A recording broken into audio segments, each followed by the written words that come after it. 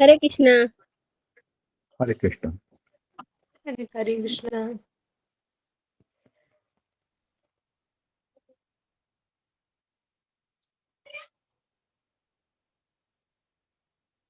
जीवन बहुत बड़ा है, तो नहीं भाई, छोटे छोटे से बालक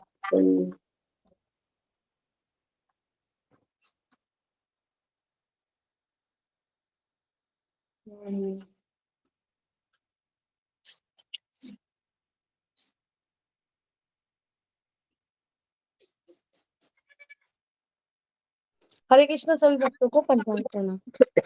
हरे कृष्ण। हरे कृष्णा माता जी, प्रभु जी, पांचांग प्रणाम। हरे कृष्णा। सब भक्तों को हरे कृष्णा। हरे कृष्ण हरे कृष्ण। हरे कृष्णा।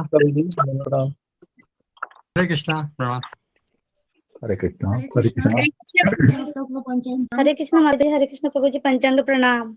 हरे कृष्णा। प्रणाम माता जी। जी माता जी, ठीक है माता जी। हरे कृष्ण। हरे कृष्ण।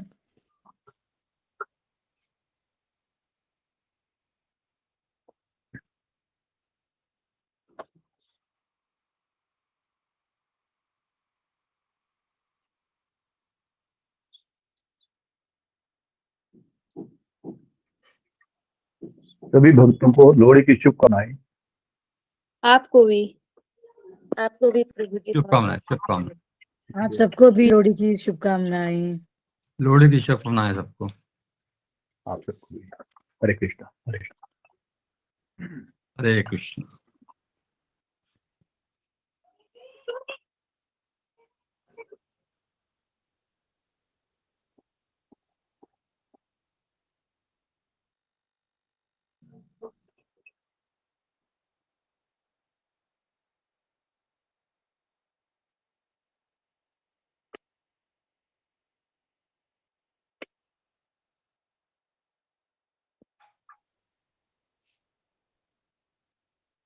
परिहार प्रभु जी, हरे कृष्णा, धन्यवाद, प्रणाम।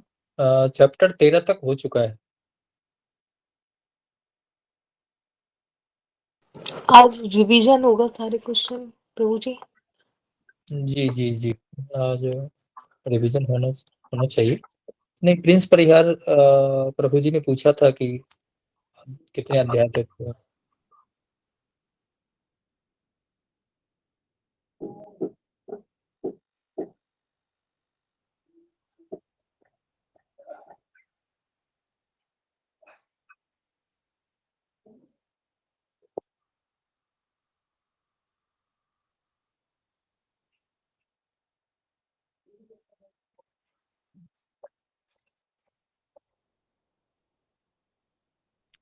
सुधा माता जी, जब तक गुरु जी आते हैं तब तक आप भजन सुना दीजिए एक छोटा सा। गुरु जी आएंगे तो बंद कर दीजिएगा। हरे कृष्णा।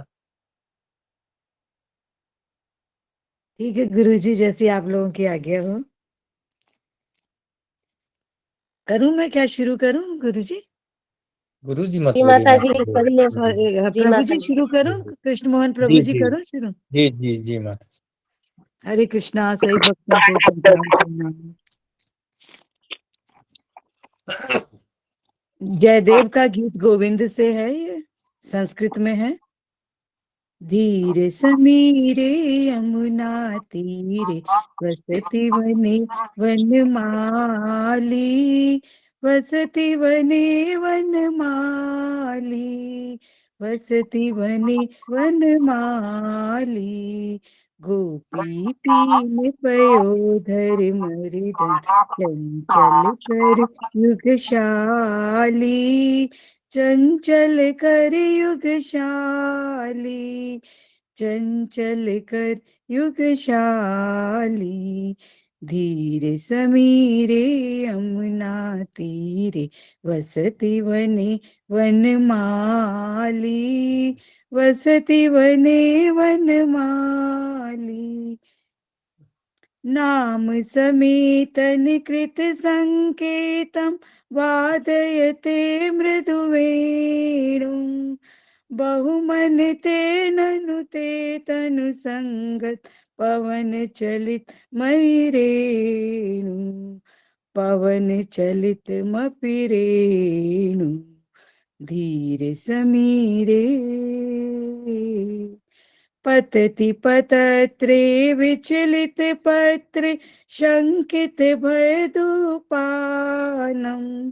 रचयति शयनम सचकित नयनम, पश्यति तव पंथानम, पश्यति तव पंथानम, धीरे समीरे।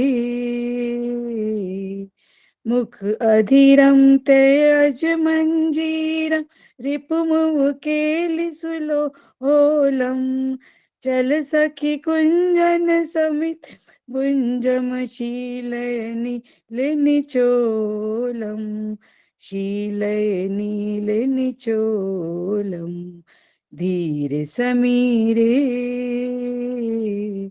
उर्सी मुरारे रूपुहित हारे, घन तरल बला आके, तड़ि देव पीते रति विपरीते, राजसी सुकृत विपाके, राजसी सुकृत विपाके, धीरे समीरे। विगलित वसनम परिहृत रसनम, घटय जघन पीधानम, किस लय शयने पंकज नयने, निदेव हर्ष निदानम, निदेव हर्ष निदानम, धीरे समीरे। हरि विभिमानी रचिरितानि, मेयमपि याति विरामम, कुरुमप वचनम सत्वर। हरे कृष्णा माता जी, सभी माताओं के हरे कृष्णा, मधुरी पुकार, पंचाम प्रणाम। हरे कृष्णा, सभी भक्तों को पंचांग प्रणाम, धीरे समीरे। सभी बच्चों को मेरा पंचांग श्री प्रणाम। जय देवे कृत हरि सेवे, प्रणति परम रमणीयम, प्रमुदित हृदयम हरिमिति सदयम, नमत सुकृत कमनीयम, नमत सुकृत कमनीयम, धीरे समीरे। यमुना तीरे वसति वने वनमाली, वसति वने वनमाली, गोपी पीन पयोध मर्दन, चंचल करियुग शाली, चंचल करियुग शाली, चंचल करियुग शाली, धीरे समीरे। हरे कृष्णा। हरे कृष्णा प्रभु जी, हरे कृष्णा माता जी, हरे कृष्णा, बहुत बढ़िया। कोशिश की है आप लोगों के, गुरु जी का आशीर्वाद, आप लोगों के आशीर्वाद से कोशिश की है मैंने। हरि बोल। बहुत अच्छा गाया माता जी।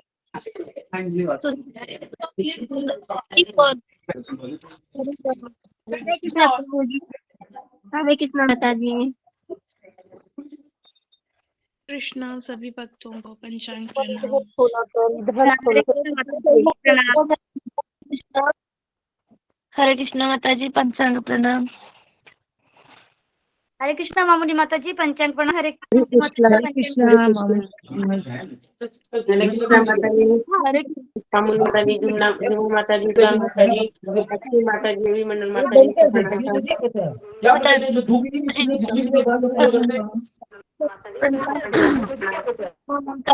को सभी को हरे कृष्णा माता जी, सभी भक्तों को पंचांग प्रणाम। चलो प्रश्नों को लेके आओ। इसको थोड़ा थोड़ा बना। हरे कृष्ण। हरे कृष्णा कृष्ण कृष्ण हरे राम राम राम पंचांग क्रम गुरु जी।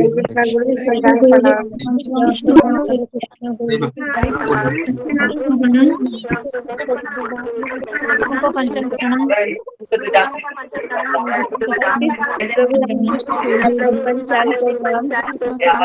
पंचांग प्रणाम गुरुजी।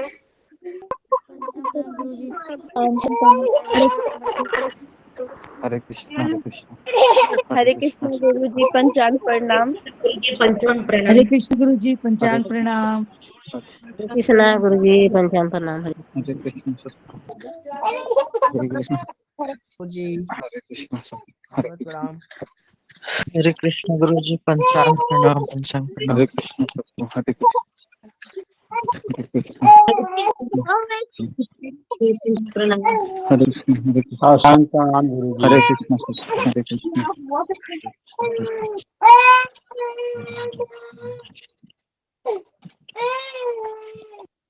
गुरु जी साष्टांग प्रणाम। बहुत दिनों के बाद मैं ज्वाइन कर रहा हूँ। जी जी जी जय बी सिंह जी।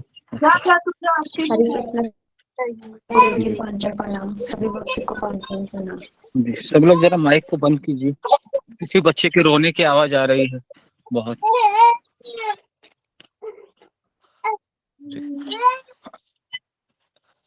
ओम अज्ञानतिमिरान्धस्य ज्ञानाञ्जनशलाकया चक्षुरुन्मीलितं येन तस्मै श्री गुरुवे नमः। जय श्री कृष्ण चैतन्य प्रभु नित्यानंद श्री अद्वैत गदाधर श्रीवासादि गौर भक्तवृंद। हरे कृष्ण कृष्ण कृष्ण हरे हरे हरे राम राम राम हरे हरे। अच्छा, तो मेरे ही सामने यहाँ पर राधानाथ स्वामी महाराज बैठे हैं, थोड़ी दूरी पर बैठे हैं। तो जब आपको समय रहेगा तो मैं बताऊंगा, ठीक है? एक बार जूम करके गुरुजी दिखाइए ना, एक बार जूम करके अपना। ठीक है, तो मैं म्यूट करके आपको दिखा देता हूँ, वहां पर बैठे हैं, ठीक है? तो जी, जी, एक बार मैं आपको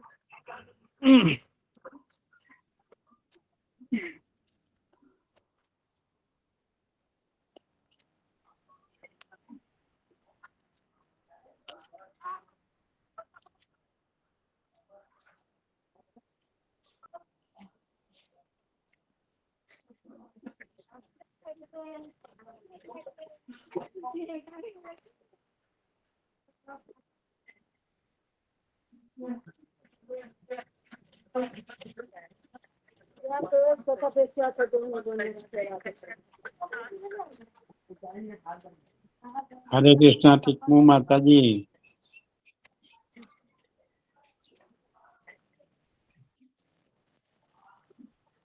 हरे कृष्णा टिकमू माता जी। हरे कृष्ण प्रभु जी। हरे कृष्णा। दिख रहा है आपको? सामने देखिए। जी गुरु जी। गुरु जी दिखाई दिया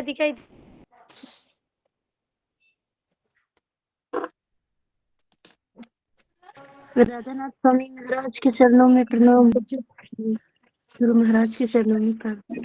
गुरु महाराज जगन्नाथ स्वामी। हरे राम गुरु जी थोड़ा सा जूम करने से। हरे राम राम राम हरे हरे कृष्ण कृष्ण हरे हरे। अकेले बैठे हैं गुरु जी वहाँ पर? धन्यवाद। नहीं दिख रहे हैं, मैं बहुत पापी हूँ इसीलिए नहीं दिख रहे हैं शायद मुझे। वो देखिए मंदिर के वहाँ पर लेफ्ट हैंड साइड में है। अच्छा ऊंचे में हाँ बैठे हैं। मुझे भी नहीं दिख रहा।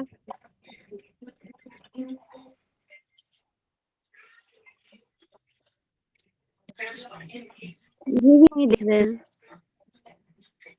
वो मंदिर साइड में बैठे हैं। लेफ्ट हैंड साइड को माची जूम करके देख लीजिए, थोड़ा जूम कर लीजिए।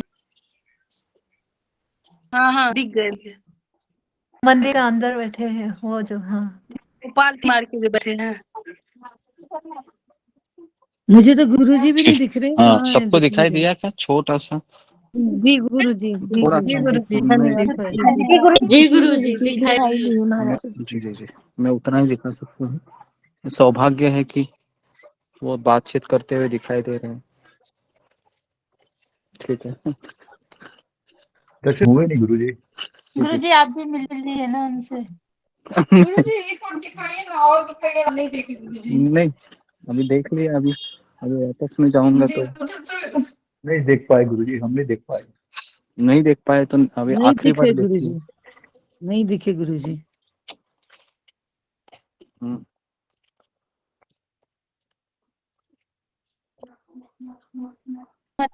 और कपड़ों का रंग थोड़ा सेम हुआ है ना, इसलिए दिखाई नहीं पड़ रहा है जल्दी से।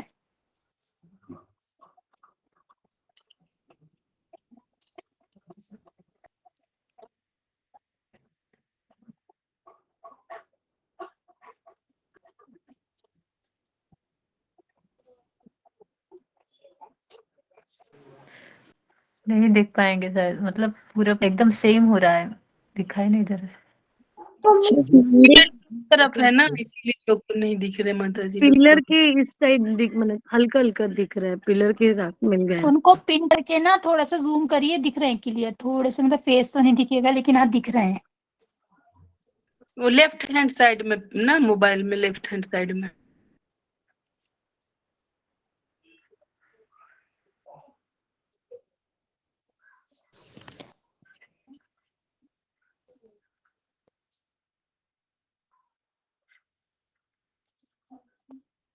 हरे कृष्ण सभी भक्तों को पंचांग प्रणाम। हरे कृष्णा माता जी, हरे कृष्णा प्रभु जी। राधानाथ स्वामी की जय हो। ओके देख लिया। जी गुरु जी। पीछे पीछे का है, पीछे से वो हरे कृष्णा गुरु जी, दंड प्रणाम। हरे कृष्णा गुरु जी, दंड प्रणाम। सभी भक्तों को दंड प्रणाम। ये बगरे जरा सी। हरे कृष्णा गुरु जी, पंचांग प्रणाम। हरे कृष्णा हरे गुरुजी कृष्णा। क्या कर रहे हैं, वो माला कर रहे हैं क्या? कृष्ण गुरु जी पंचांग प्रणाम। सभी हाँ भक्तों वो को चैंटिंग कर पंचांग रहे हैं, प्रणाम। माला कर रहे हैं जी। ओके शिष्य साथ में सफेद कपड़ों में है। वो सफेद कपड़ों में है, वो पता है कौन है? वो गैरी है, गैरी कौन? Gary Gary Gary. हम लोग गैरी को भी देखें। गुरुजी बस हमें तो कुछ नहीं दिखाई दिया। हरे कृष्णा गुरु जी पंचांग प्रणाम। हरे कृष्णा भक्तों पंचांग प्रणाम। अभी थोड़े ये समय भी में पेंटिंग महाराज से मिल गए थे उससे। जी गैरी को उधर ही थे, आपको दिखाऊंगा जब अभी अभी शायद ऐसा हो सकता है कि 4 बजे के बाद महाराज थोड़ा बाहर आए तो फिर मैं आपको खुद दिखाऊंगा, और बाहर रहेंगे तो मैं जाके आपको दिखाऊंगा, फिर चिंता मत कीजिए उसके लिए। कट करना है। नहीं नहीं, उनसे गुरुजी आपकी गैरी की वार्तालाप कैसे नहीं होती? मुलाकात होगी गुरु जी? व्हाट्सएप वरती जायला जी गैरी उनको मिलेंगे अभी, महाराज को हमेशा मिलते जुलते रहते हैं। आपसे वार्तालाप नहीं होती गुरुजी? हाँ आपसे वार्तालाप नहीं होती? मेरा सौभाग्य नहीं उतना। गुरु जी गैरी प्रभु जी भी आए हैं क्या? जी जी गैरी भी वहां पर ही है, महाराज के साथ वो बातचीत कर रहे हैं, और महाराज ये साइड में बैठे हैं ऐसे, और वो बगल में ही बैठे हैं, और white white white T shirt पहने हैं महाराज वो। हमने जी जी तो ओके आगे बढ़ते अभी हम। लिंक वरती करना जी ओम अज्ञानतिमिरान्धस्य ज्ञानांजन शलाकया चक्षुरुन्मीलितं येन तस्मै श्री गुरुवे नमः। जय श्री कृष्ण चैतन्य प्रभु नित्यानंद श्री अद्वैत गदाधर श्रीवासादि गौर भक्त वृंद। हरे कृष्णा कृष्ण कृष्णा हरे हरे, हरे राम राम राम हरे हरे। जी तो कल हमने 13वां अध्याय पूरा किया था, है ना? और हरे आज हम कृष्णा गुरु जी। जी हरे कृष्ण, तो आज हम प्रश्न उत्तर देखेंगे। तो कल हमने क्या चर्चा किया था? कौन मुझे बताएगा जी? मामोनी पाल माता जी बोलो। और हमने क्या चर्चा किया था?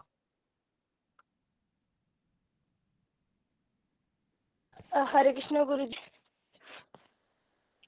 हाँ बोलो। हरे कृष्णा गुरु जी, पंचांग प्रणाम। जी हरे कृष्णा हरे कृष्णा।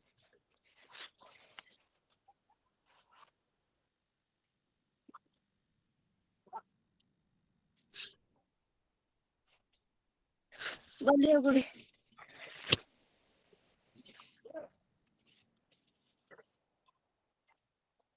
जी हरे कृष्णा।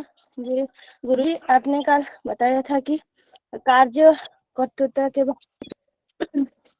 कार्य और कठोरता के बारे में बताया था, और बताया था कि हम दुख सुख से छुटकारा पा सकते हैं, इस बारे में आप बताया था।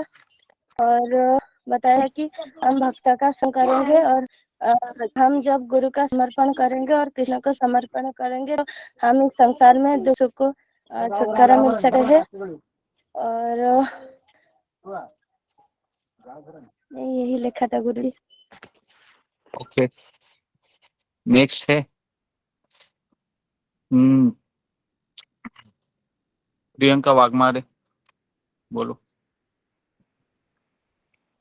हरे कृष्णा गुरु जी, मैं आज तबीयत ठीक नहीं है गुरु। तबीयत ठीक नहीं है, ओके। ओके, तो उसके बाद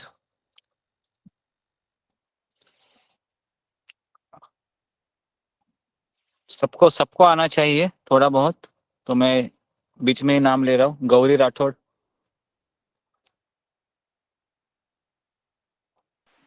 हरे कृष्णा गुरु जी।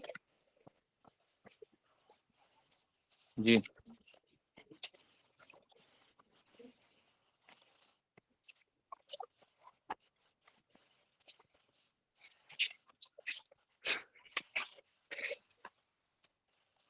जल्दी जल्दी जल्दी जल्दी बताइए। हरे कृष्णा गुरु जी। गुरु जी, आपने बताया था कि थोड़ा बीच बीच में छूटा हुआ है, लिख रहा है कि हमको परमात्मा किसे कहते हैं, परमात्मा के गुण धर्म क्या है। परमात्मा एक ये आध्यात्मिक जगत में नहीं रहते हैं, जिससे आपने बताया था कि परमात्मा जगत में नहीं रहते हैं, कि जिसे मोबाइल सिम।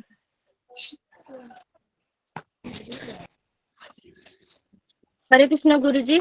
गुरु जी सॉरी, गलती हो गया, मैं लिखा हूँ लेकिन मुझे काम के दौरान में खाता पानी की भूल गई। मैं बताती हूँ। ये हमें दुर्गा देवी मनुष्य जन्म देते हैं, और हम हमारी आदर्श को बनाने रखना चाहिए।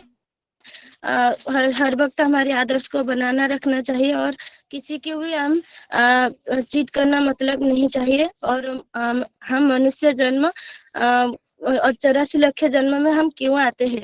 आपने बताया थी कि मनुष्य जब स्वामी बनने की इच्छा करते हैं तो वह 84 लाख जन्म में आते हैं, और वह गलती करते रहते हैं। और आपने बताया थी कि आध्यात्मिक जगत में परमात्मा नहीं रहते हैं। आध्यात्मिक जगत में क्षीरसागर विष्णु इस संसार में ही कण कण में विराजित रहते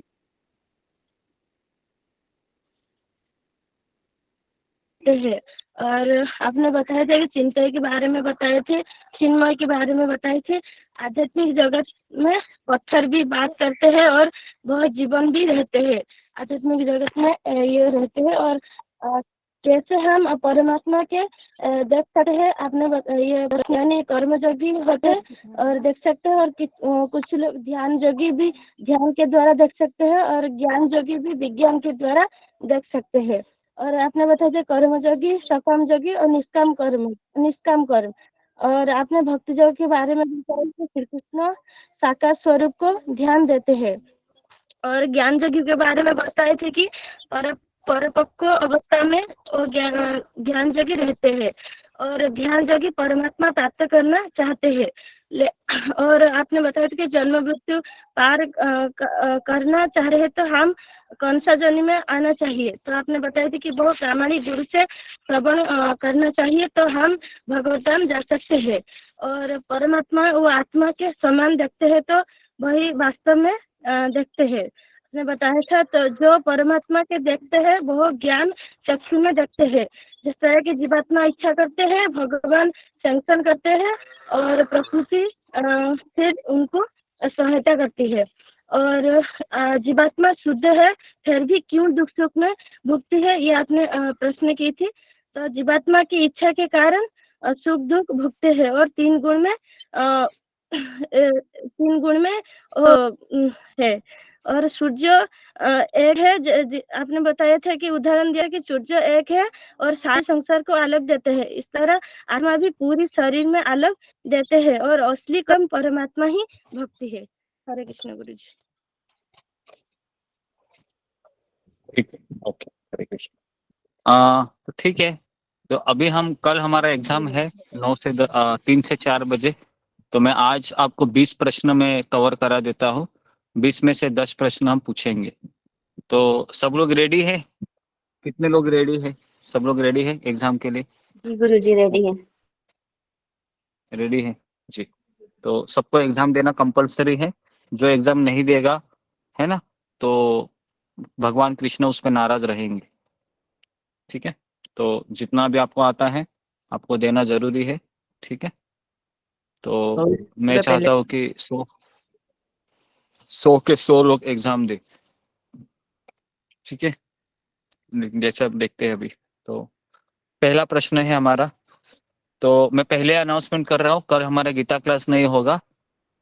3 बजे 2:50 को हम प्रश्न देंगे आपको, 10 प्रश्न, और 1 घंटा का समय आपको दिया जाएगा और आपको 4 बजे तक एग्जाम लिखना है और आपको मार्क्स है वो 2 दिन के अंदर मिल जाएंगे। ठीक है, तो चैप्टर नंबर 10, 11, 12 3 अध्याय के ऊपर ये एग्जाम रहेगा। और अगर कोई किसी को एग्जाम से डर लगता है ना, तो फिर वो भगवान से प्रार्थना कीजिए कि मेरा डर को निकाल दीजिए। गुरुजी 13 चैप्टर नहीं रहेगा गुरुजी? 11, 12, 13 बोले थे। गुरुजी हाँ, 10 तो हो गया है। हाँ सॉरी, 11, 11, 12, 11। कितने लोगों को एग्जाम से डर लगता है? फिंगर को रेस कीजिए जरा जी। नहीं लगता। हाँ, एग्जाम से डर किसको लगता है? जिसको रात को नींद भी नहीं आएगी आज, ऐसा कोई है जी? हाँ, ओके, 8-9 लोग हैं। ठीक है, तो ठीक है, तो गुरुजी मुझे बोलने से डर लगता है, एग्जाम देने से डर नहीं लगता। जी, तो एग्जाम हाँ जी, मुझे ऐसा लगता है कि हमको एग्जाम देने से डर नहीं लगना चाहिए। जो भी है हमको लिखना आना चाहिए, है ना। तो है ना, अब सभी लोग अभी अब स्टूडेंट बन गए हैं, है ना। कितने सालों से आपने कभी एग्जाम दिया नहीं होगा, लेकिन कई लोग हैं एग्जाम दे रहे हैं हमारे ग्रुप में, है ना। मार्क्स भी मिल रहे हैं। मार्क्स मिलने से उनको ये समझ में आ रहा है कि मुझे गीता समझ में आ रही है ना। ओके, तो 10 तो 11वें अध्याय का पहला प्रश्न है।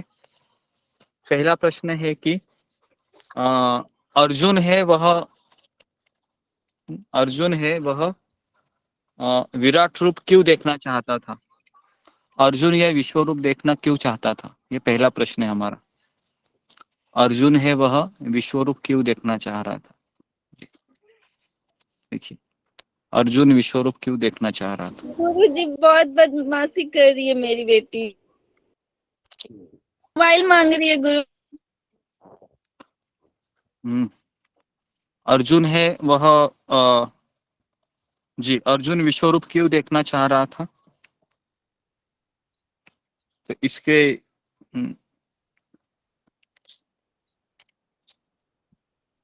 जी, इसका उत्तर है अर्जुन विश्व रूप क्यों देखना चाह रहा था क्योंकि मैं बोलूं। किसको उत्तर आता है इसका? जी गुरुजी, मैं बोलने का प्रयास करूं। हाँ बोलो। अर्जुन इसलिए देखना चाह रहा था, अर्जुन को तो पता था कि भगवान मतलब कृष्ण भगवान है, लेकिन अर्जुन को यह भी पता था कि आने वाले समय में लोग ये नहीं मानेंगे, तो वो इसलिए अनुरोध कर रहा था कि भगवान अगर विश्व रूप दिखाएंगे, वो लोग बोलेगा कि कृष्ण भगवान नहीं है, तो उनको बोलेगा कि हम भगवान है, तो उनको बोला जाएगा कि तुम विराट रूप दिखाओ। ऐसे कर हाँ बराबर।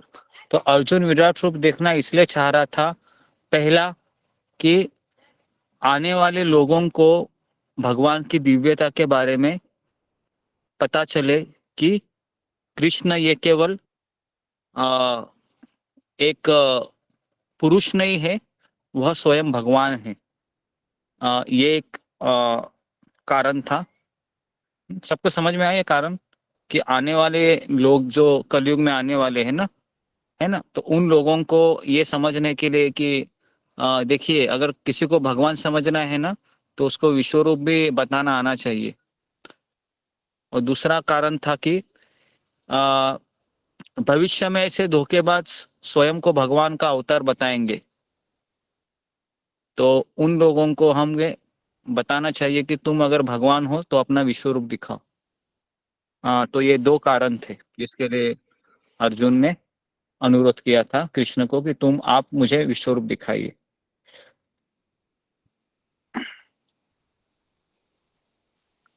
ठीक है। तो अगर मान लो कि किसी का लिखना है वो रह जाता है ना, तो ये रिकॉर्डिंग है, मैं जल्दी से जल्दी अपलोड करने का देखूंगा, है ना, ताकि आपको ये शाम को और एक बार आप सुने और प्रश्न के उत्तर का प्रिपरेशन करें। ठीक है। तो इसके लिए पहला प्रश्न हमारा हो गया। गुरुजी इसमें ये नहीं लिख सकते हैं कि अर्जुन ने इच्छा भी की थी देखने के लिए? हाँ, अर्जुन ने इच्छा तो किया था, लेकिन इच्छा के पीछे दो कारण थे कि पहला ये कि भगवान की दिव्यता के बारे में आने वाले लोग समझ सके, और दूसरा जो धोखेबाज लोग हैं, है ना, उनको अगर कोई कहे मैं भगवान हूँ, तो उनको बताना आना चाहिए कि कृष्ण ने तो विश्वरूप दिखाया था, कि तुम भी जरा विश्वरूप दिखाओ करके, इस तरीके से। Okay Guruji, thank you. दूसरा प्रश्न है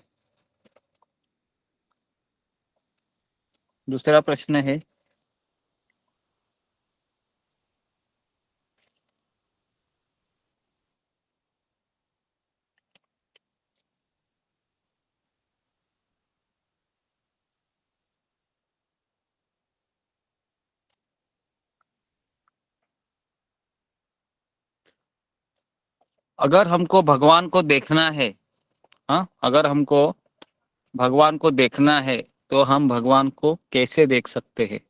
जी, भगवान को देखना है तो हम कैसे भगवान को देख सकते हैं? जी।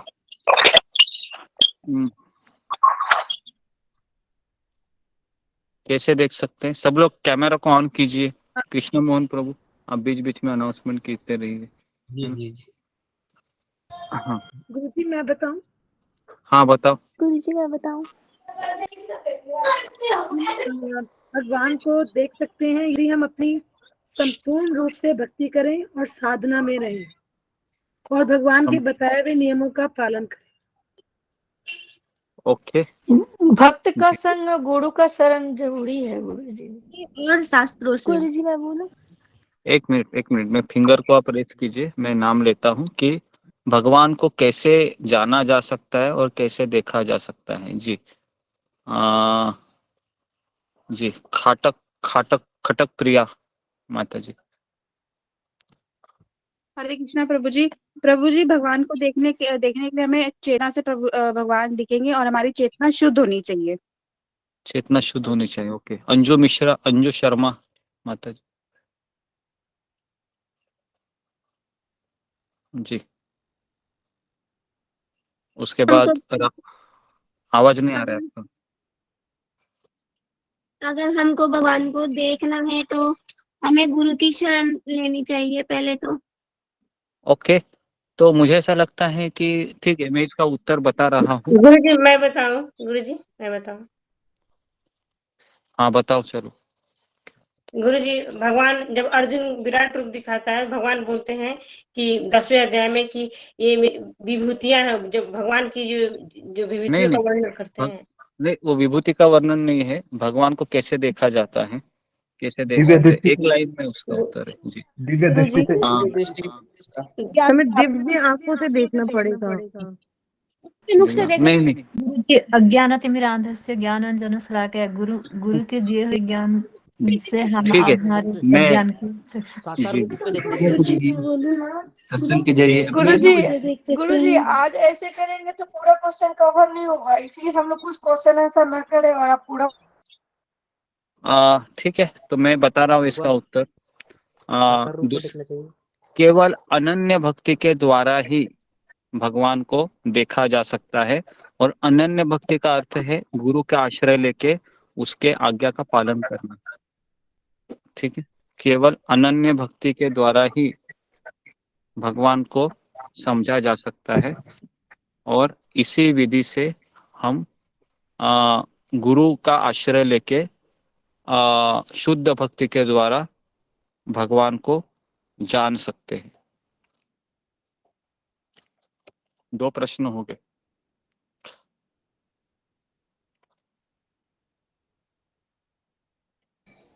गुरुजी समझा जा सकता है उसके बाद।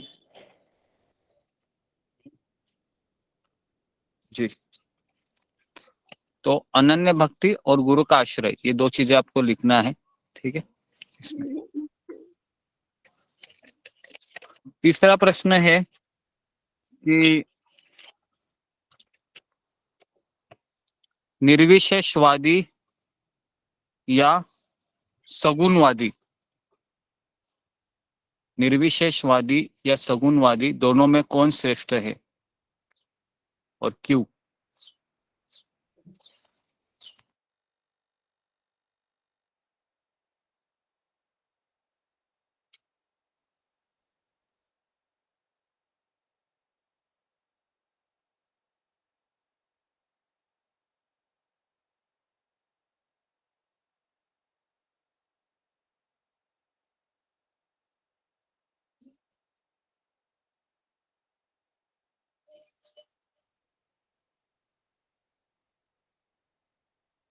तो ये प्रश्न है, निर्विशेषवादी और सगुणवादी दोनों में कौन श्रेष्ठ है? तो उत्तर लिखिए कि सगुणवादी श्रेष्ठ है, क्योंकि वो भगवान की श्याम सुंदर रूप में पूजा करता है।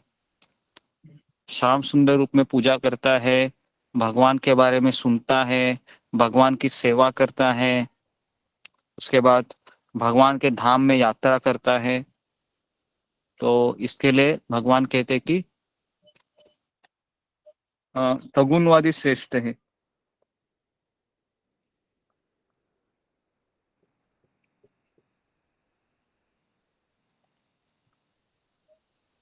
गुरुजी इसका उत्तर दोबारा बता दीजिए। फिर से बता दीजिए। सगुणवादी ये श्रेष्ठ है निर्विशेषवादियों में से, क्योंकि सगुणवादी है भगवान की साकार रूप में पूजा करता है और भगवान के बारे में सुनता है, भगवान की सेवा करता है, भगवान के धाम में निवास करता है, और कृष्ण को वृंदावन के श्याम सुंदर के रूप में उनकी पूजा करता है। श्याम सुंदर के रूप में उनकी पूजा करता है।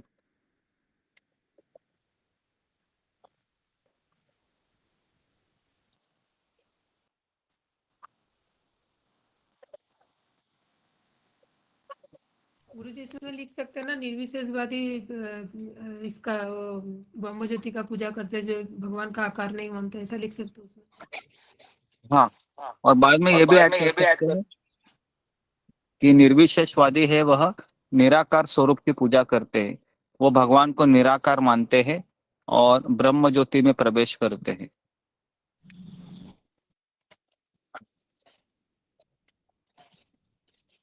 फोटो लगा ये निर्विशेषवादी और एक बार बताइए। निराकार स्वरूप की वो पूजा करते हैं निर्विशेषवादी।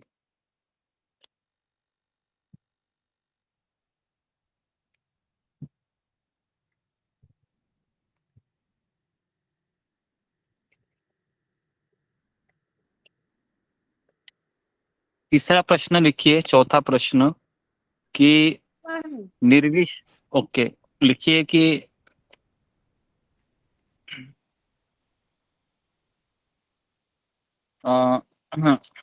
सगुणवादियों का मार्ग और निर्विशेषवादियों का मार्ग, सगुणवादियों का मार्ग और निर्विशेषवादियों का मार्ग का वर्णन कीजिए, का वर्णन कीजिए।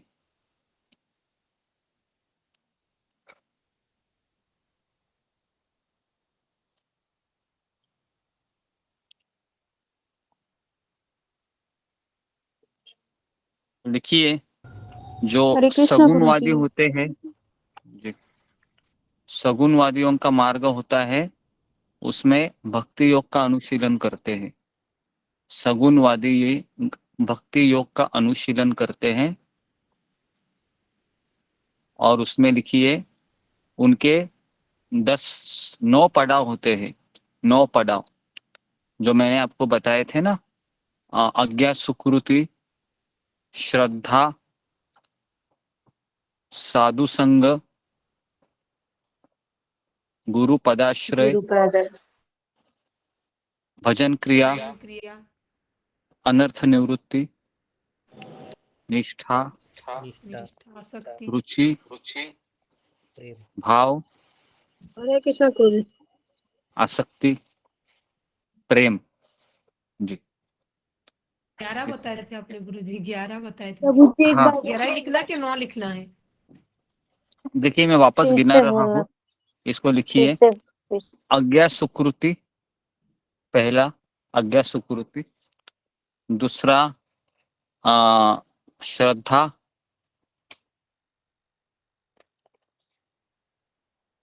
उसके बाद है साधु संग, तीसरा।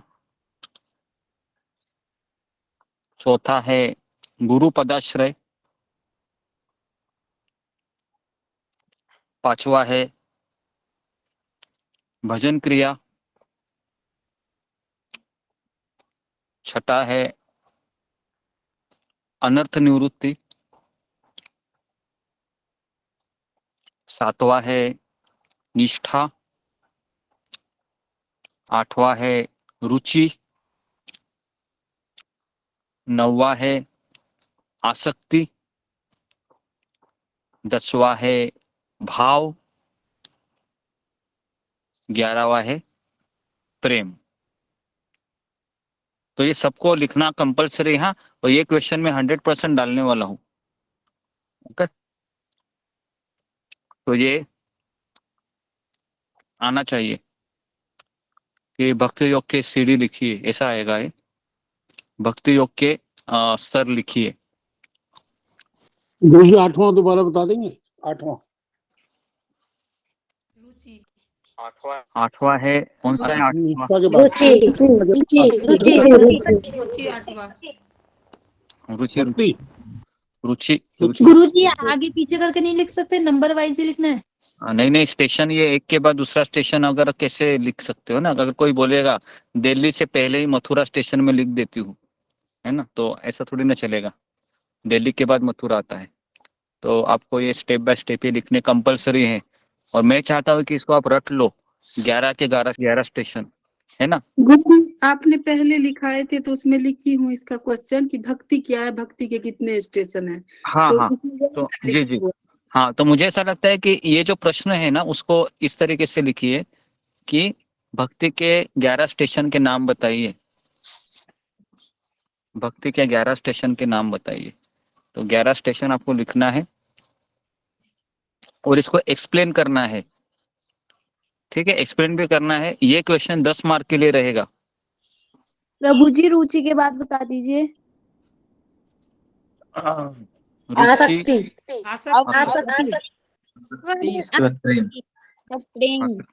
आसक्ति, भाव, इसके बाद भाव है।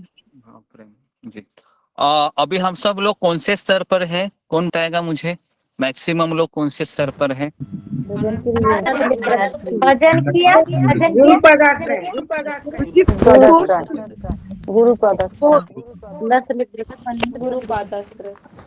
गुरु पदाश्रय। ओके, कितने लोगों को लगता है कि वो ठीक है, हम यहाँ पर थोड़ा सा हम कैलकुलेशन करते हैं। कितने लोगों को लगता है कि हम भजन क्रिया में है? हाथ खड़ा कीजिए।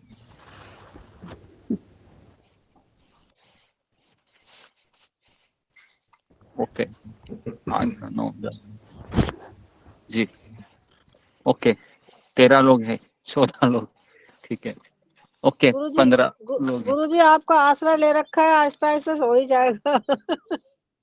नहीं ओके आपके सहारे जी आपके सहारे से हो ही जी जाएगा। कितने लोगों को लगता है कि हम अभी तक गुरु पदाश्रय लिए हैं? हाँ फिंगर को रेज कीजिए। हाँ जी 1 2 3 4 5 6 जी ओके 16 लोग हैं 17 18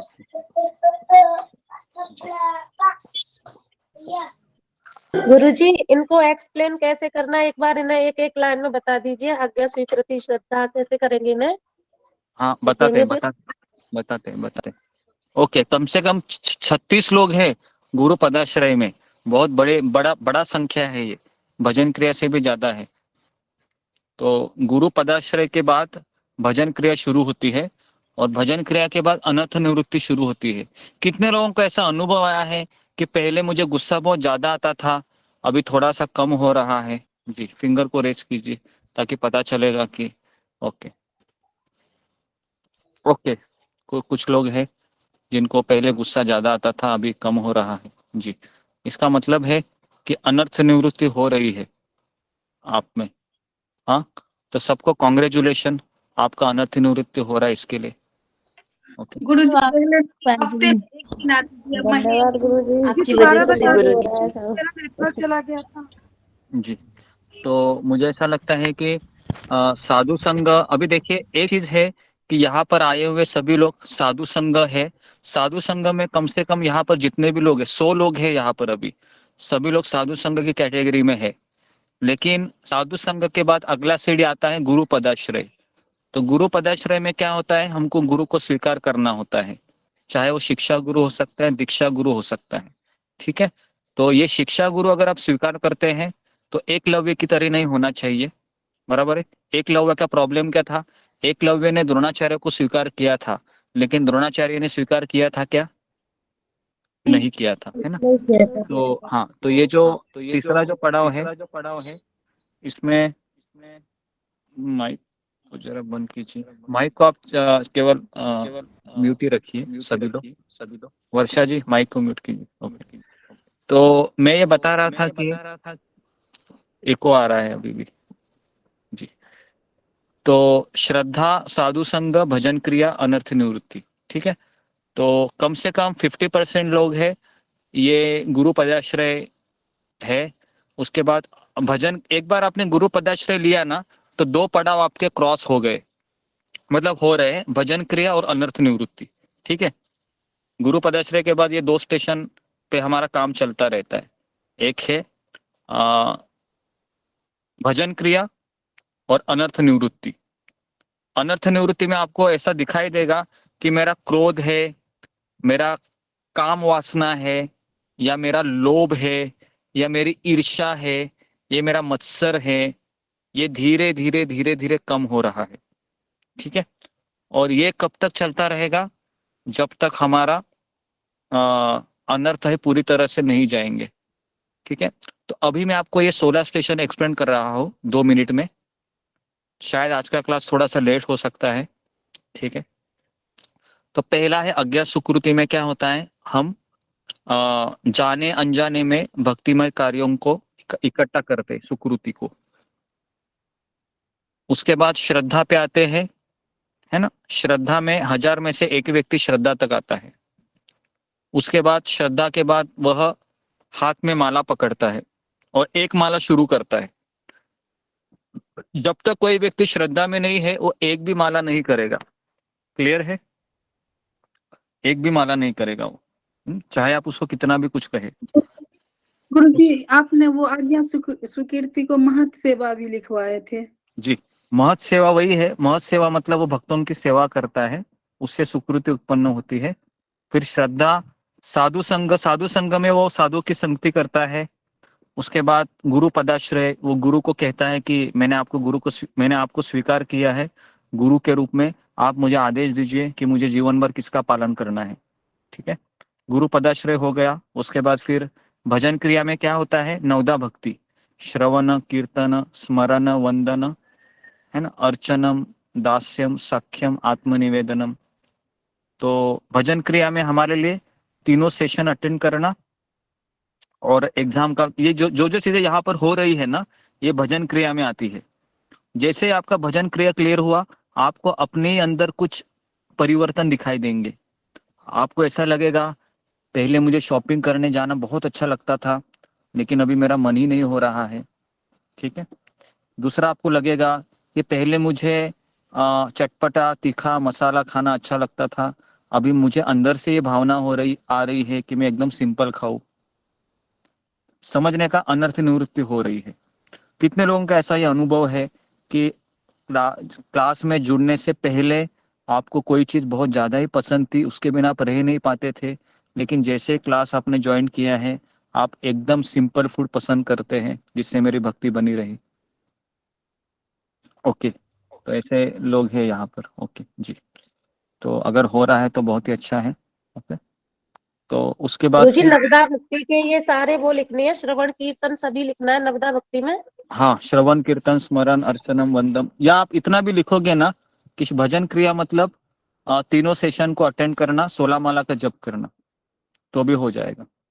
गुरु उसके जी बाद लिखवा दीजिएगा नवदा भक्ति का सारा चीज जो है। नहीं, मैंने बताया ना कि श्रवण कीर्तन स्मरण वंदन अर्चनम साख्यम आत्मनिवेदनम।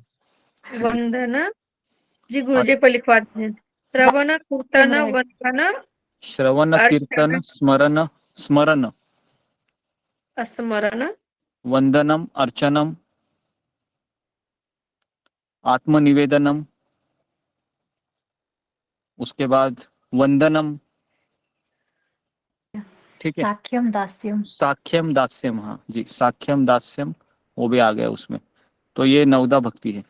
हो गया क्लियर। अभी उसके बाद अगला है अनर्थ निवृत्ति।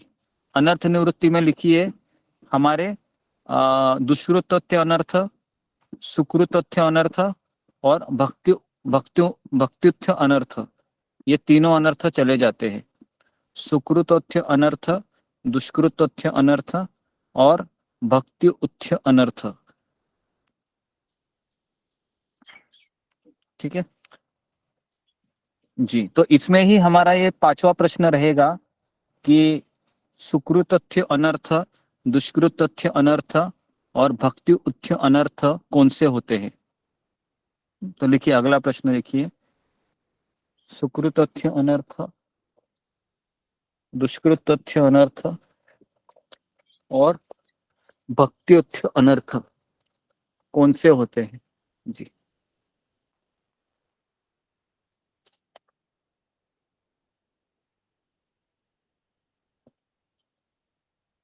जी, तो लिखिए सुकृतोत्य। प्रश्न एक बार फिर से बोल दीजिए। नहीं, प्रश्न अभी मैंने बोल दिया। अभी एक ही प्रश्न में 2 बार रिपीट कर रहा हूँ, तो आपको उसमें, क्योंकि नहीं तो हम आगे का हम नहीं आपको रिकॉर्डिंग अवेलेबल है, रिकॉर्डिंग आप सुन सकते हैं। सुकृतोत्य अनर्थ में लिखिए कि स्वर्ग जाने की, पुण्य कर्म से मिलने वाले अनर्थ, पुण्य कर्म से मिलने वाले स्वर्ग जाने की अभिलाषा। ओके, पुण्य कर्म से हमको स्वर्ग जाने की अभिलाषा होती है, तो ये होता है सुकृतोत्य अनर्थ। दुष्कृतोत्य अनर्थ में लिखिए कि पिछले जन्म के पाप कर्म, पिछले जन्म के पाप कर्म। और भक्ति उच्च अनर्थ में लिखिए पूजा लाभ प्रतिष्ठा या सम्मान की भावना।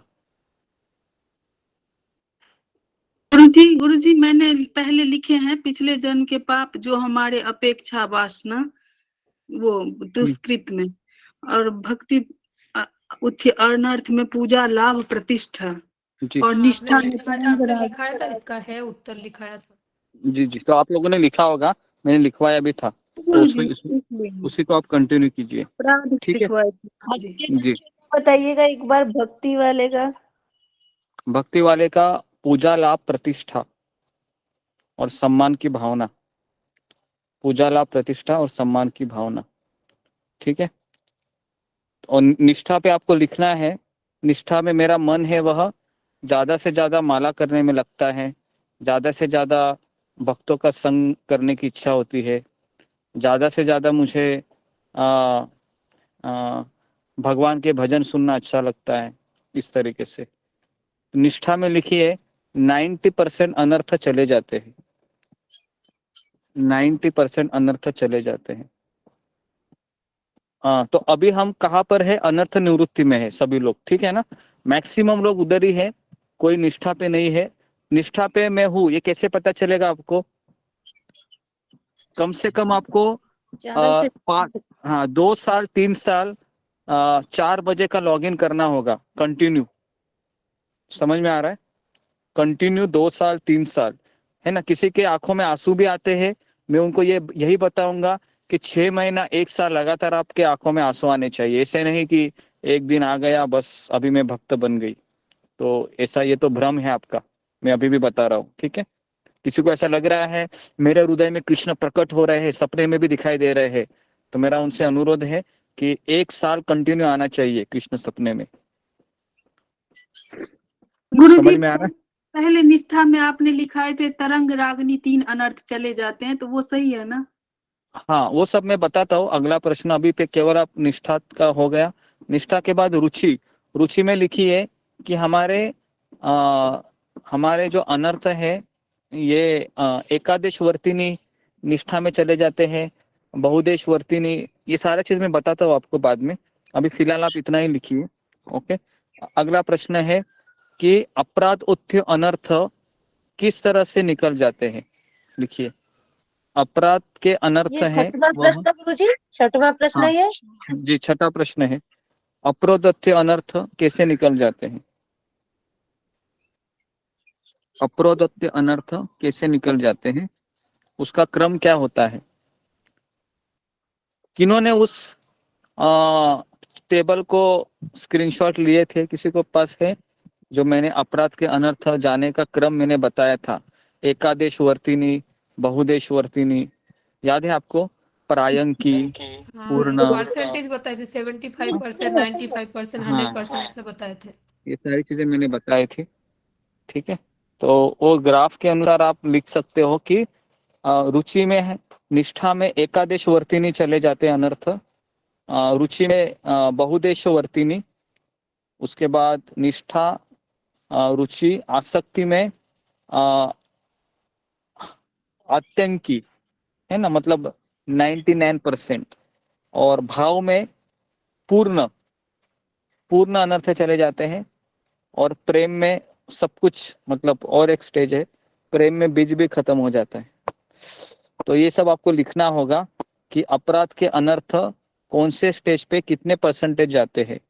तो लिखिए, निष्ठा के बाद रुचि में एकादेश वर्तिनी 25% जाते हैं, उसके बाद रुचि के बाद आता है आसक्ति, आसक्ति में 50% जाते हैं, 75% जाते हैं, उसके बाद भाव में 95% जाते हैं, और प्रेम में 100% जाते हैं अपराध के अनर्थ।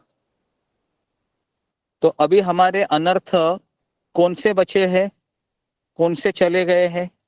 कौन बताएगा कौन से अनर्थ चले गए और कौन से अनर्थ बाकी है? हाँ, ये देखिए, ये इन्होंने किया है, देखो दिख रहा है आप सबको? चार्ट दिख रहा है सामने, देखिए स्क्रीन पर, जी है ना? हाँ, तो मैं चाहता हूँ आप इस चार्ट को ड्रॉ कीजिए। जब ये क्वेश्चन आएगा ना कि भक्ति उन्मुख अनर्थ या हमारे अनर्थ का क्रम कैसे होगा, ये इतना डिटेल में है ना, किसी भी संप्रदाय में अवेलेबल नहीं है इतना डिटेल में कि हमारा कौन से अनर्थ कहाँ जाते हैं, ठीक है? तो ये ग्राफ है, ये ग्राफ आपको समझ में आ रहा है या इसको समझाऊं मैं? समझ में आ रहा है ना सबको? तो इसमें आप देखिए, एकादेश वर्तिनी मतलब 25%। तो भजन क्रिया में ही हमारे कितने अनर्थ चले जाते हैं? देखो, सुकृतथ्य अनर्थ और दुष्कृतथ्य अनर्थ भजन क्रिया में चले जाते हैं। तो आप सभी लोगों का पाप अभी चला गया है। कितना चला गया है? प्रायिकी, प्रायिकी मतलब 90% चला गया है पाप आपका, सबका, यहाँ पर जितने लोग आ रहे हैं। लेकिन वो कब तक चला रहेगा? जब तक आप सत्संग में आते रहोगे। जिस दिन आपने सत्संग बंद किया, वापस क्या होगा? फिर क्या होगा? वापस अनर्थ क्या होगा? वापस फिर अनर्थ, से अनर्थ होने लगेगा। फिर से अनर्थ होने लगेंगे, है ना। तो इसलिए मेरा आप सबसे अनुरोध है कि, है ना, जब तक क्लास चालू हो रहा है उसका आप पार्टिसिपेट कीजिए, क्योंकि इस संसार में कोई अच्छी चीज है ना ज्यादा समय नहीं चलती है, इतना याद रखिए। समझ में आ रहा है? अभी चला तो रहे हैं, लेकिन पता नहीं भगवान की क्या इच्छा है ना, कभी भी कुछ भी हो सकता है। सो मेरा यही आपसे अनुरोध है कि आप इसको सीरियसली ले लीजिए, है ना, और आते रहिए। जी जी। नेक्स्ट है निष्ठा। निष्ठा में हमारे पूर्ण अनर्थ चले जाते हैं। निष्ठा में आपके पास 0% आपके पाप कुछ शिल्लक नहीं, कुछ नहीं रहते हैं, 0%।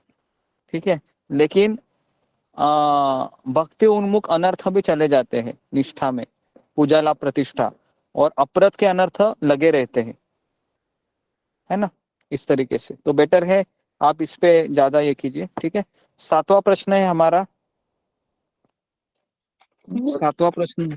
गुरु जी, निर्विशेषवादी का भी मार्ग है क्या? उसका भी कुछ नंबर्स होंगे, जैसे भक्ति मार्ग के 11 स्टेशन है। निर्विशेषवादियों का मार्ग पे हम नहीं जा रहे हैं, हालांकि मैंने दिखाया था आपको निर्विशेषवादियों का मार्ग, लेकिन यहाँ प्रश्न ले लेते हैं।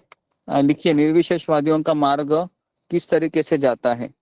तो मैंने एक चार्ट भेजा था, नवनीत जरा वो चार्ट भी शेयर करो। ठीक है जी। निर्विशेषवादियों का मार्ग,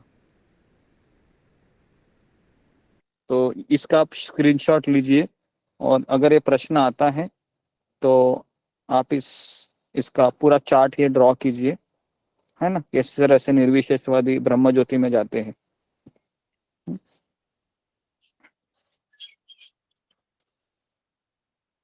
जी, ये देखिए, मैं इसको जूम कर रहा हूँ, दिख रहा है सबको स्क्रीन के सामने?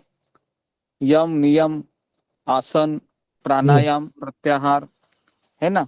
उसके बाद षट चक्र योग, ये कॉर्नर में देखो क्या क्या है। कौन सा लोक है? वैश्वानर लोक, शिशुमार लोक, महर लोक, ब्रह्म लोक। यहाँ से वो ब्रह्म ज्योति में जाता है। मुक्ति मतलब ब्रह्म ज्योति। ठीक है, तो इस चार्ट को आप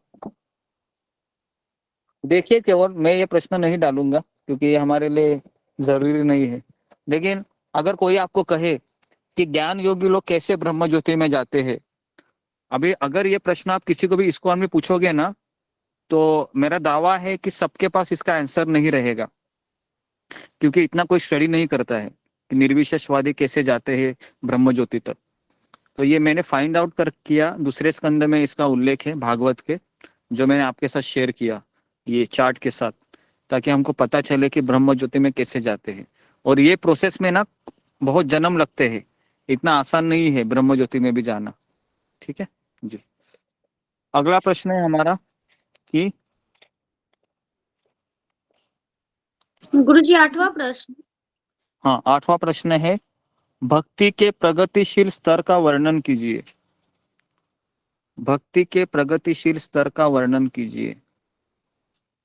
इसमें आपको लिखना है कि पहले स्मरणात्मिका भक्ति और मननात्मिका भक्ति, जिसमें कृष्ण अर्जुन को मन लगाने कहते हैं, मन और बुद्धि। दूसरी कैटेगरी अभ्यास रूप भक्ति या साधना भक्ति, जिसमें गुरु का आश्रय लेना पड़ता है।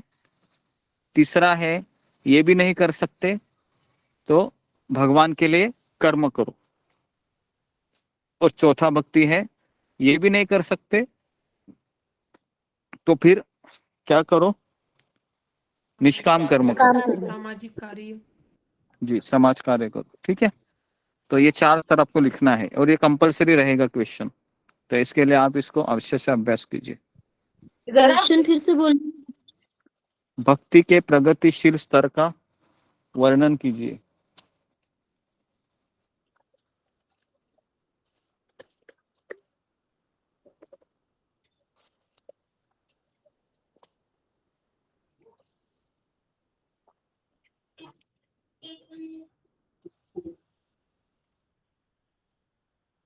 गुरुजी 3 नंबर टा। 3 नंबरটা भक्ति के प्रगतिशील स्तर का वर्णन कीजिए। गुरुजी वो 3 नंबर पॉइंट पूछ रही थी आप। और पॉइंट तीसरा पॉइंट है भगवान के लिए कर्म करे, अभ्यास भगवान के लिए कर्म करे। और चौथा पॉइंट था कि निष्काम कर्म करे। प्रभु जी पहला पॉइंट पहला पॉइंट कृष्ण में मन और बुद्धि लगाओ।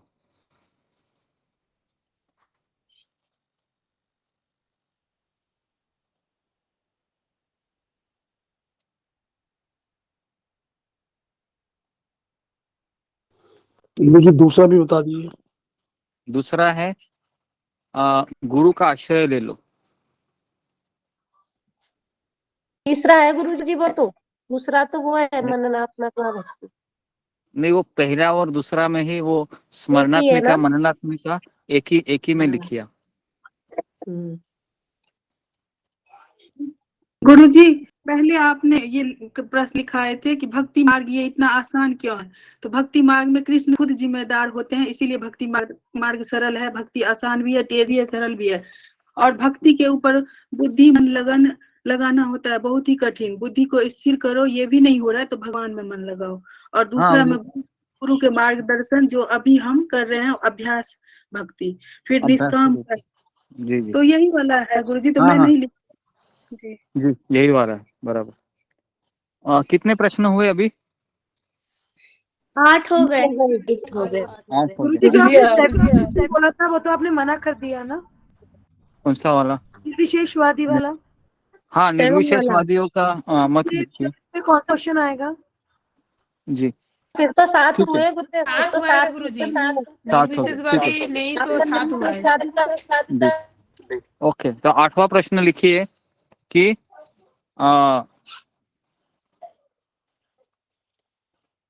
जी भक्ति में कृष्ण प्रिय बनाने वाले गुणों का वर्णन कीजिए। कृष्ण को कौन से गुण अच्छे लगते हैं? तो कोई 10 गुण आप लिखिए इसमें से, ठीक है? लिखिए कि कृष्ण को कौन से गुण अच्छे लगते हैं। तो इसमें से मैंने 20 गुण आपको बताए थे, 20 नहीं 30 बताए थे, और 30 में से आपको 10 लिखने हैं, ठीक है? 30 में से 10 लिखने हैं। कोई भी आप 10 गुण लिख सकते हैं, क्योंकि मैंने ये काफी विस्तार से इस पे एक क्लास लिया था, और जिसमें मैंने बताया था अद्वष्टा, दम्भहीन और क्या क्या वही है ना? दम्भहीन है, बराबर, सब वही है। तो सबको समझ में आ रहा है क्या चल रहा है?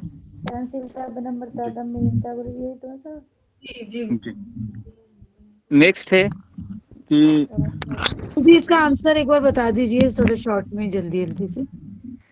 इसका आंसर कुछ नहीं है। श्लोक क्रमांक 13 से लेके 12वें अध्याय का 12.13 से लेके 12.20, ये 7 श्लोकों में बहुत गुण दिए हैं। उनमें से आप कोई भी 10 लिख सकते हैं, ठीक है?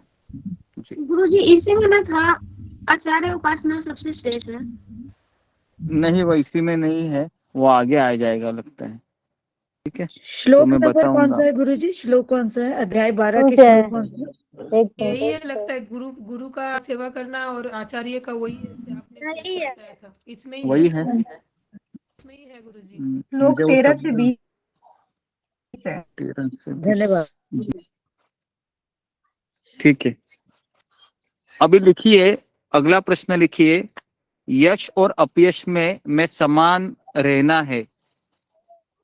यश और अपयश में मुझे समान रहना है, कथा के द्वारा स्पष्ट कीजिए। यश और अपयश में मुझे समान रहना है, कथा के द्वारा स्पष्ट कीजिए। तो इसमें आपको जो रामू किसान है ना, घोड़े वाला, वो स्टोरी आपको लिखना है इसमें कंपलसरी। हाँ, सबको ये कथा सबको आती है ना, ये घोड़े की कथा? जी आती है गुरुजी। जी गुरुजी आती है जी। तो इसको आपको लिखना है कि यश और अपयश में समान रहना। ओके, ठीक। कितने प्रश्न हुए? 11 हो गए। 9 हो गए। 11 हो गए।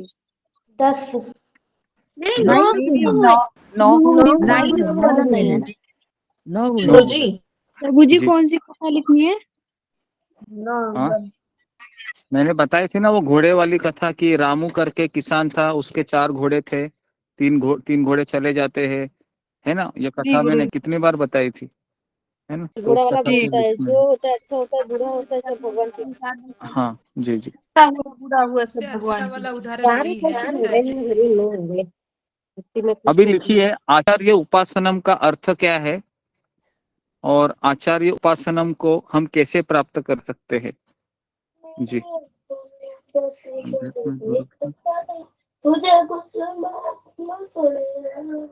गुरुजी क्वेश्चन दोबारा दोहराना। आचार्य उपासनम का अर्थ क्या है, आचार्य उपासनम का अर्थ क्या है और मैं कैसे उसको प्राप्त कर सकता हूँ। आचार्य उपासनम का अर्थ क्या है।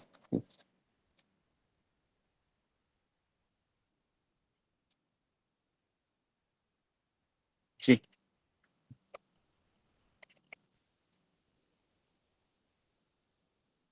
तो आचार्य उपासनम का अर्थ है आध्यात्मिक गुरु की सेवा करना और हमारी परंपरा में आए हुए आचार्यों के जीवनी के बारे में पता होना। ओके जी। अगला प्रश्न है, अभी अगला प्रश्न इसका लिखिए। आंसर बता दीजिए अभी पहले। मैंने बता दिया। गुरुजी। आचार्य उपासनम का अर्थ है कि आध्यात्मिक गुरु का आश्रय लेना और उसके अनुसार उनकी आज्ञा का पालन करना। आचार्य उपासना।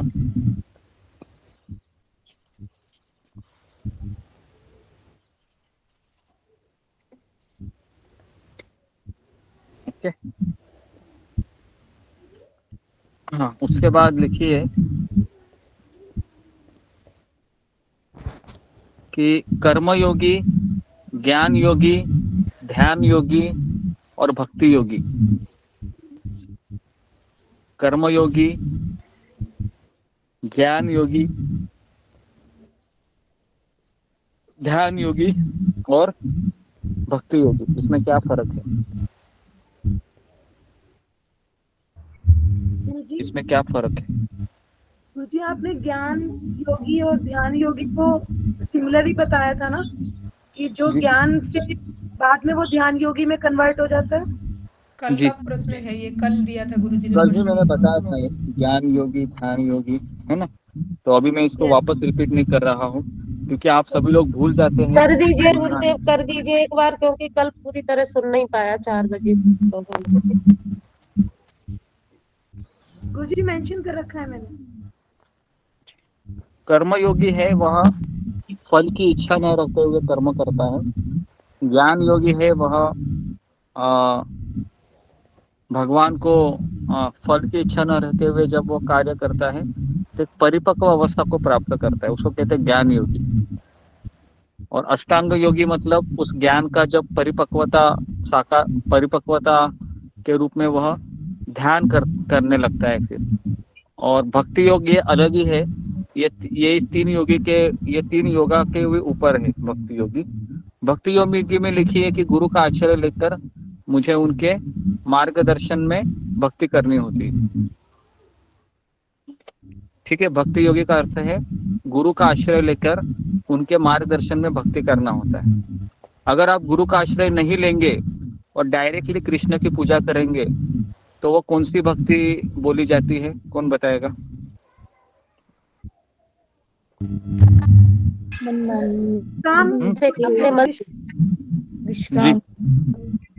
निष्काम भी नहीं होती है वो भक्ति नहीं होती है। भक्ति नहीं होती है। भक्ति कभी शुरू होती है जब आपके जीवन में भक्त आता है, गुरु का आश्रय लेता है, तो फिर सकाम भक्ति, निष्काम भक्ति, शुद्ध भक्ति शुरू होती है। अगर कोई घर बैठे है ना, लड्डू गोपाल का पूजा कर रहा है, अपने मन से है, वही सोच रहे हैं कि मैं इसकी माँ हूँ, अभी ये मेरा बेटा है, गोपाल है, मैं इसको नहलाऊंगी, मैं इसको पोशाक पहनाऊंगा, मैं इसको क्या क्या करूंगा, समझ में आ रहा है? ये भक्ति नहीं है ये अपने ही मन से हम उसको एक, पता है आपको बचपन में खिलौने में लोग पता है खेलते हैं, छोटे छोटे बच्चे, देखा है आपने वो किस तरह से कृष्ण को करते हैं। तो बेसिकली उनमें कोई अपना कुछ विचार नहीं होता है। तो भक्ति के लिए शास्त्र जरूरी है और गुरु जरूरी है। गुरु, शास्त्र और भक्त, इसके बिना अगर हम कृष्ण की भक्ति करते हैं ना तो वह और कुछ नहीं होता है, हमारा एक मन का एक खेल होता है। क्लियर है सबको? क्लियर है? ठीक है। तो ये चीज बहुत जरूरी है। लेकिन जो लोग इस तरीके से पूजा करते हैं ना लड्डू गोपाल की या कृष्ण की अपने ही मन से, तो भी कृष्ण उसको स्वीकार करते हैं और उसको गुरु को जोड़ देते हैं। फिर पता है कितने लोगों के साथ ऐसा हुआ है कि आपने घर में लड्डू गोपाल की पूजा कर रहे हो और कृष्ण ने आपको किसी सत्संग से कनेक्ट किया हो या किसी शिक्षा गुरु या दीक्षा गुरु या किसी भक्त से आप कनेक्ट किए गुरु जी हो। मेरे साथ तो हुआ है जी पहले से करी थी तो आप मिले हैं। हमें आप मिले। जी तो इस तरीके से हमारे कितने प्रश्न हुए अभी? 9 प्रश्न 11 हो गए। 11 हो गया। 11 हो गए ना जी। तो अभी लिखिए कि भक्ति मार्ग ये आसान क्यों है? जी लिखिए भक्ति मार्ग आसान क्यों है? भक्ति मार्ग ये आसान क्यों है और भक्ति मार्ग ये मुश्किल क्यों है? दोनों लिखिए। भक्ति मार्ग आसान क्यों है और भक्ति मार्ग मुश्किल क्यों है? जी कौन मुझे बताएगा कि आसान क्यों है और मुश्किल क्यों है? जी फिंगर को रेस कीजिए। जी जी ओके रूबी कुमारी माता जी। जी हरे कृष्णा गुरु जी, पंचांग प्रणाम। हाँ गुरु जी, भक्ति मार्ग आसान इसलिए है क्योंकि उसमें भगवान खुद हमारे ये आश्रय लेने के लिए तैयार होते हैं, कहते हैं कि जो भी होगा वह देखेंगे। और कठिन इसलिए है गुरु जी, इसका आंसर नहीं पता। ओके ठीक है। कठिन क्यों है? जी सुजाता माता जी। गुरु के आज्ञा से चलना है। गुरु जो बोलेंगे उस मार्गदर्शन पर चलना है।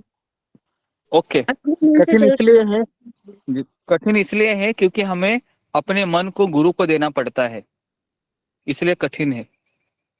लिखिए कठिन क्यों है? क्योंकि मुझे अपने मन से चलना है। क्या फिर अपने मन से नहीं चलना है ना? हमको फिर एक गुलाम की तरह बनना पड़ता है। गुलाम मतलब एक तरीके से सेवक की भावना को हमको स्वीकार करना पड़ता है। Yes sir, yes sir, yes sir, yes sir, पता है आपको? No sir, no sir, no sir बिल्कुल नहीं बोलना पड़ता है फिर आपको। समझ में आ रहा है? हाँ तो इसलिए कठिन है।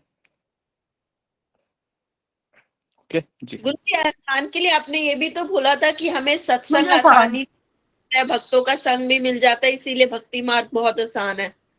हाँ भक्ति मार्ग आसान है इसके लिए क्योंकि भगवान जिम्मेदारी लेते हैं, भक्तों का संग भी है और रोज हमको भगवान की कथा सुनने में भी आनंद आता है, नाम लेने में आनंद आता है।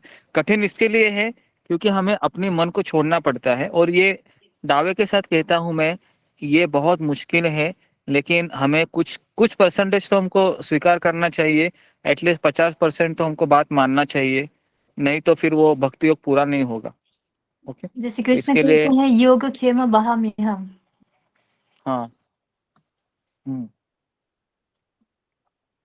जी एक्चुअली जितने भी गीता में श्लोक है ना, जहां जहां पर कहते हैं ना भगवान मामेव, मुझे अर्पण करो, है ना, उसमें एक ही लाइन जोड़ दो, गुरु का नाम लिखो उसमें। मामेव मतलब मेरे भक्तों को तुम समर्पित हो जाओ, मेरे भक्त का आश्रय ले लो, है ना। इस तरीके से हमको समझना चाहिए भगवत गीता। ओके कितने कितने हो गए क्वेश्चन? 12 हो गए। 12 हो गए। 13 हो गए। ओके अगला 12 हो गए प्रश्न गुरुजी, 12 हो गए। ओके अगला प्रश्न है कि क्षेत्रज्ञम नहीं, लिखिए कि अर्जुन कौन से 6 प्रश्न पूछते हैं 13वें अध्याय में। अर्जुन 13वें अध्याय में कौन से 6 प्रश्न पूछते हैं? ठीक है, अर्जुन 13वें अध्याय में कौन से 6 प्रश्न पूछते हैं? ओके, नेक्स्ट है तो मुझे ऐसा लगता है कि ये मैं उत्तर नहीं बता रहा हूँ क्योंकि ये कल ही हुआ है। मैंने बहुत इसके ऊपर लेक्चर दिया है और आप भगवत गीता में भी आप देख सकते हो 6 प्रश्न कौन से हैं। ठीक है, तो उसके बाद गुरुजी लिखिए। 6 प्रश्न का उत्तर भी लिखना है? नहीं, उत्तर नहीं लिखना है, प्रश्न ही लिखना है। वो ये करना है ठीक। केवल एक्सप्लेन नहीं प्रश्न, करना। नहीं एक्सप्लेन नहीं करना है, केवल 6 प्रश्न ही लिखने हैं आपको और कुछ नहीं। नेक्स्ट लिखिए कि परमात्मा के कार्य बताइए। परमात्मा के कार्य बताइए। परमात्मा के कार्य बताइए। परमात्मा के 2 कार्य है, लिखिए, साक्षीदार और अनुमति देने वाला। अनुमति देने वाला और साक्षीदार। ओके, नेक्स्ट है कि किस तरीके से परमात्मा, है ना, परमात्मा लिखिए, परमात्मा कहाँ कहाँ पर निवास करता है।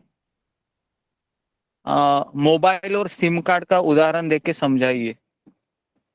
मोबाइल और सिम कार्ड का उदाहरण देके समझाइए। परमात्मा कहाँ कहाँ निवास करता है, मोबाइल और सिम कार्ड का उदाहरण देके समझाइए।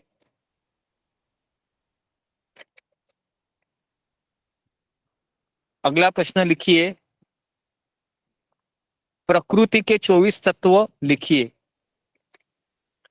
प्रकृति के 24 तत्व लिखिए। प्रकृति के 24 तत्व लिखिए। कौन बताएगा 24 तत्व कौन से हैं? जी हाँ बताइए, अशोक चावला। 5 प्राण, 5 इंद्रियां, 5 इंद्रिय विषय, 5 महाभूत और 3 गुण जी, मन बुद्धि अहंकार, 3 गुण। जी जी जी जी, ओके, वेरी गुड, हो गया। नेक्स्ट, कितने प्रश्न हो गए?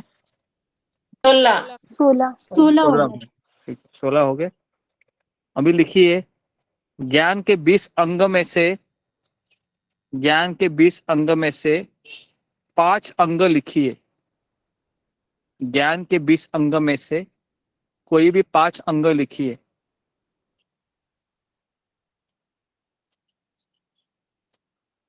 ज्ञान के 20 अंग में से कोई भी 5 अंग लिखिए।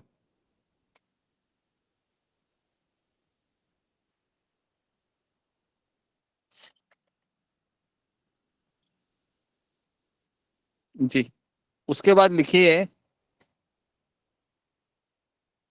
उसके बाद लिखिए कि जीवात्मा, परमात्मा और प्रकृति। जीवात्मा, परमात्मा और प्रकृति, इनका कार्य बताइए। इनका कार्य बताइए।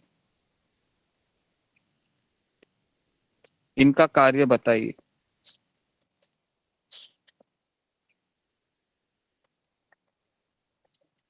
कितने हो गए प्रश्न? 18 18 हो गए। 18 हो गए ना? ओके, ठीक है। 17 हाँ, 17 हो गए, ठीक है। 18 हो गए तो जी, 18 तो सब 18 हो गए। 18 हो गए, 17 हो गए, ठीक है। 17 18 में से 18 हो गए गुरु जी, 18 में से 10 क्वेश्चन आएंगे कल, ठीक है। तो मैं 20 भी नहीं दे रहा हूँ, 18 में से 10 क्वेश्चन आएंगे और सबसे इम्पोर्टेंट क्वेश्चन रहेगा भक्ति के 11 स्तर का वर्णन कीजिए। और इसमें जो भक्त, क्योंकि मैं यही प्रश्न सबका पढ़ने वाला हूँ, क्योंकि ये अगर क्लियर है आपको 11 स्टेशन, तो आपको भक्ति योग पूरा समझ में आया, पूरा। और आपको अगर ये समझ में आता है मैं कहाँ पर हूँ, तो आप 99% भक्ति योग को स्वीकार, आपको पता चला है। और अगर आपको ये पता चल रहा है कि मुझे इस मार्ग पर चलने के लिए रोज सुबह 4 बजे उठ के जपा करना है 16 माला, तो आपको 100% भक्ति योग समझ में आया। समझ में आ रहा है? हाँ, तो इसके लिए ये बहुत जरूरी है ना। एटलीस्ट हमको इतना भी समझ में आया कि सुबह का माला कितना जरूरी है, सुबह उठना कितना जरूरी है। ये अगर किसी को पता चलेगा तो फिर वो भगवत धाम, उसके लिए 90% उसका भगवत धाम का दरवाजा खुल गया समझो। जिसने ये जान लिया कि सुबह उठकर मुझे 16 माला करनी है किसी भी हालत में। ठीक है, तो ठीक है, तो मैं यहाँ पर रुकता हूँ। मैंने 18 प्रश्न दिए हैं। मैं चाहता हूँ कि कोई 18 प्रश्न को रिपीट कीजिए जिसने लिखा होगा। कृष्ण मोहन प्रभु। जी गुरु जी। हाँ, आप जरा रिपीट कीजिए। जी गुरु जी। पहला प्रश्न है, अर्जुन है विश्व रूप क्यों देखना चाहता था? दूसरा प्रश्न, अगर हमको भगवान को देखना है तो कैसे देख सकते हैं? तीसरा प्रश्न, निर्विशेषवादी या शगुनवादी में कौन श्रेष्ठ है और क्यों? चौथा प्रश्न, भक्ति के 11 स्टेशन के नाम बताइए और उनका वर्णन कीजिए।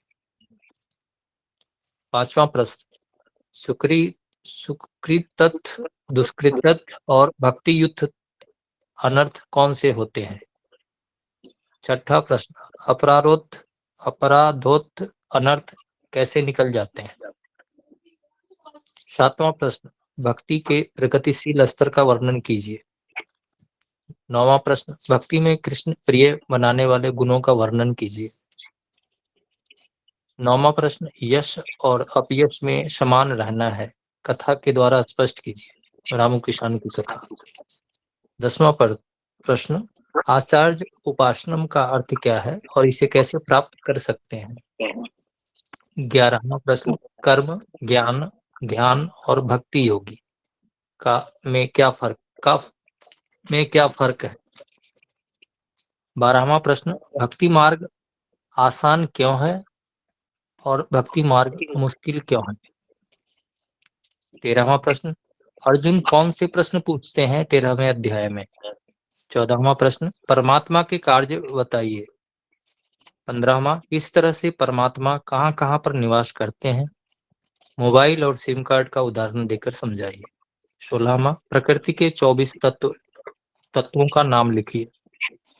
17वां, ज्ञान के 20 अंगों में किन्हीं 5 अंगों का नाम लिखिए। 18वां प्रश्न, जीवात्मा, परमात्मा और प्रकृति, इनका कार्य बताइए। ओके, सबको क्लियर है? जी जी, सबको क्लियर है? तो कितने लोग क्वेश्चन है मेरा। हाँ बोलो। गुरुजी, क्वेश्चन नंबर 9 और क्वेश्चन नंबर 17, ये दोनों में सेम आंसर आएगा क्या? कृष्ण के कौन से गुण अच्छे लगते हैं इसमें? मुझे इसका आंसर नहीं पता। नहीं, कृष्ण कौन से गुण अच्छे लगते हैं वो मैंने बताया था। 12.13 से लेके 12.20 में 30 गुण बताए हैं। 30 में से आपको 10 से लिखने हैं। और जो मैंने अगला जो मैंने 17वां प्रश्न बताया जी, 17 में मैंने बताया है कि वो 13वें अध्याय से संबंधित है। समझ में आया जी? तो आप में से कितने लोग अभी कल एग्जाम देना चाहेंगे? फिंगर को रेज कीजिए ताकि जी सभी लोग देंगे। ओके, 15, 25, 40, 42, ओके, 50 लोग हैं, 43 लोग हैं। ओके, 50 लोग कम से कम रहेंगे ऐसा लगता है। तो कल हम 3 बजे एग्जाम के लिए सब लोग रेडी हैं। तो कल का दिन है। हरे कृष्ण गुरुजी। ठीक, 10 गुरुजी कल ना मकर संक्रांति भी है ना, तो कल गुरुजी मेहमान भी आएंगे ना, तो शायद अगर वैसे तो कोशिश करूंगी पूरी, अगर नहीं होगा तो फिर कल हमारा 2 प्रकार से एग्जाम रहेगा। ठीक है, तो गुरुजी संक्रांति तो लेकिन 15 को बहुत दोपहर है, कल कैसे? क्या तो परसों परसों है। जी जी, 15 तारीख को है, जी 15 तारीख को है मकर संक्रांति। तो मुझे ऐसा लगता नहीं कि ठीक है, जिनको इच्छा है आ जाइए, है ना, ऑप्शन है आपके पास। लेकिन अगर आपको सही में लगता है कि देखिए वापस एग्जाम नहीं होगा ये और अभी इतना मैंने 1 घंटा मेहनत किया है आपके ऊपर, है ना, तो मैं चाहता हूँ कि सारे लोग अटेंड कीजिए इसको, ठीक है। तो मैं यहाँ पर रुकता हूँ, बहुत बहुत धन्यवाद। गुरु जी जी हाँ बोलिए। अटेंड करने की इच्छा तो है, पर सर्वाइकल करके ना ठीक से लिख नहीं पाता। सर्वाइकल हाँ कोई है, बात ठीक नहीं, से लिख आप प्रयास कीजिए, नहीं लिखा तो भी प्रयास करते रहो, जो भी है, ठीक है, प्रयास करते जी गुरु जी। गुरु जी ये 9 नंबर प्रश्न था। तो ये सारे प्रश्न हैं, आपको ग्रुप में भेजे जाएंगे, ठीक है, और ये रिकॉर्डिंग भी आ जाएगा आज शाम तक, ठीक है। तो मैं यहाँ पर रुकता हूँ। जी प्रणाम। जी हरे कृष्णा कृष्ण कृष्ण हरे हरे, हरे पंचांग राम प्रणाम गुरु जी।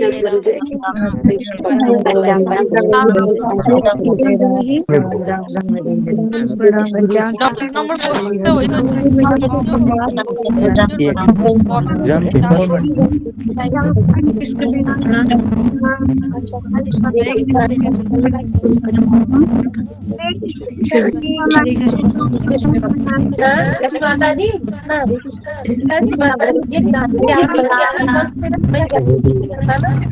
कृष्ण प्रतिभा माता जी, हरे कृष्ण ममता हरे कृष्ण माता, हरे कृष्ण माता जी। जी माता जी हरे लक्ष्मी माता जी, हरे कृष्ण माता जी।